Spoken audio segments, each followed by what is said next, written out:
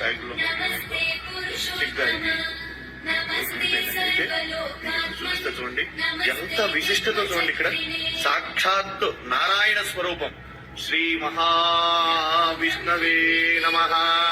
సశంఖ చక్రం సకిరీట కుండలం సపీత వస్త్రం సరసీరుహే క్షణం సహార వక్ష స్థల శోభి కౌస్తుభం నమామి విష్ణుం శిరసా చతుర్భుజం. మనం నమ్మం కదా చెప్తే శాలిగ్రామం సాక్షాత్ విష్ణు స్వరూపం అనడానికి ఒక నిదర్శనం అండి. చూడండి ఇక్కడ దీంట్లో శాలిగ్రామ రూపం సాక్షాత్ శ్రీ మహావిష్ణు స్వరూపంగా ఉన్నటువంటి శాలిగ్రామం. దీని నిజంగా ఇది మీతో నేను ఈ విషయం అంతా కూడా చెప్పాలని చెప్తాను. ఎందుకంటే చాలా మంది నమ్మనటువంటి వాళ్ళు చాలా మంది అనేక రకాలుగా చెప్తూ ఉంటారు.